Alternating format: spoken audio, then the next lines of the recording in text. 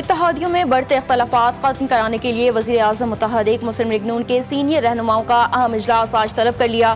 دونوں جماعتوں میں کشیدگی پر مشاورت کی جائے گی۔ محسن نقوی صدر آصف علی زرداری کا پیغام پہنچائیں گے۔ شہباز شریف کے پیپلز پارٹی قیادت سے براہ راست رابطے کا بھی امکان۔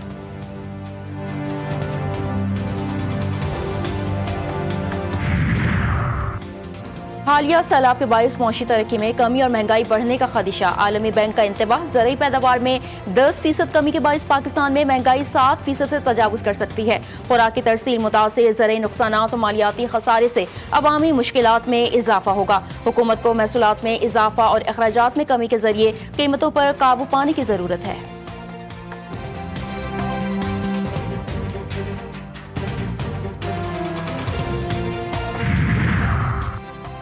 پاکستان اور آئی ایم ایف کے پالیسی مذاکرات آج آخری مرحلے میں داخل۔ Memorandum of economic and financial policy پر اتفاق رائے متوقع۔ کرپشن ڈائگنوسٹک رپورٹ پر اختلافات برقرار۔ حکومت کی جانب سے شفافیت اور احتساب کے لیے قانونی اصلاحات کی تجاویز دی گئیں۔ 5 سال پرانی گاڑیوں کی تجارتی درآمد مشروط طور پر منظور۔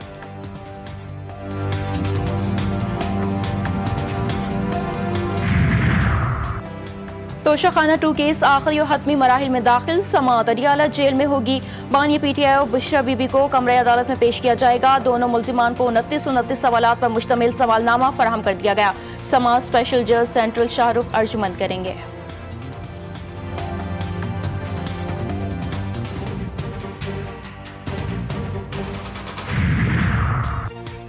بھارت کے گودی میڈیا کا گھناؤنا جھوٹ اور پاکستان مخالف پروپیگنڈا بری طرح بے نقاب۔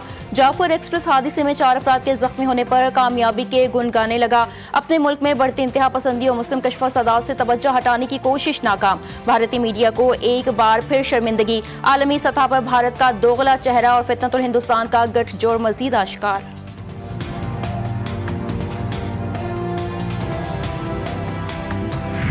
پیپلز پارٹی اور نون لیگ میں تکرار۔ پی پی کا مریم سے معافی مانگنے پر اصرار، مریم کا صاف انکار۔ دونوں جماعتوں میں سیاسی کشیدگی زور پکڑنے لگی۔ ایک دوسرے پر لفظی جنگ جاری۔ سیاسی تناؤ کم کرنے کے لیے صدر آصف علی زرداری اور وزیر داخلہ محسن نقوی کی کراچی میں بیٹھک۔ زرداری کا تحفظات کا اظہار۔ ملاقات کی اندرونی کہانی سامنے آ گئی۔ ذرائع کے مطابق زرداری نے کہا مشکل وقت میں ساتھ دینے اور اتحادی ہونے کی سزا دی جا رہی ہے۔ بغیر سوچے سمجھے فیصلے ہو رہے ہیں۔ کس کے کہنے پر فیصلے ہو رہے ہیں؟ پارلیمنٹ کے اندر اور باہر پیپلز پارٹی کو دیوار سے لگایا جا رہا ہے۔ سیاسی اختلافات کو ذاتی انتقام کی سیاست تک نہ بڑھایا جائے۔ صدر مملکت نے محسن نقوی کو صورتحال میں کردار ادا کرنے کی ہدایت کر دی۔ وزیر داخلہ آج وزیر اعظم شہباز شریف سے ملاقات کریں گے اور آصف زرداری کا پیغام پہنچائیں گے۔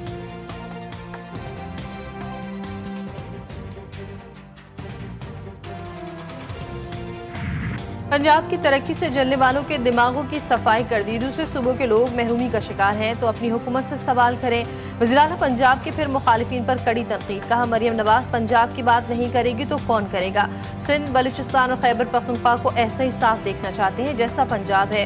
گھوگی اور پنکی کے دور میں پنجاب میں صرف تباہی آئی۔ تبدیلی کے دور میں صرف گندگی کے ڈھیر تھے۔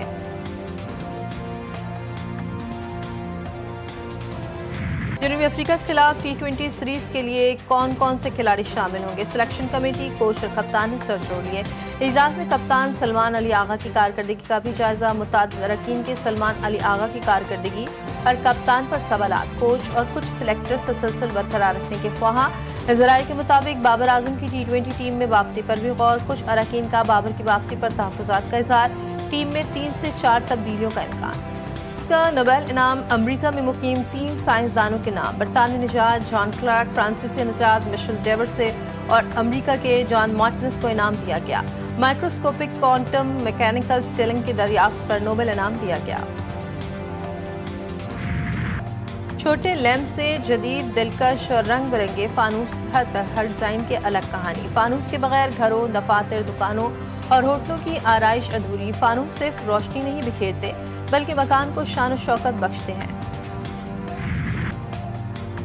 اور فلم، ٹی وی اور ریڈیو پر سالہ سال سے راج کرنے والے ممتاز اداکار و ہدایت کار جاوید شیخ نے زندگی کی 71 بہاریں دیکھ لیں۔ جاوید شیخ نے پاکستان کی متعدد اردو اور پنجابی فلموں میں اداکاری کے جوہر دکھائے۔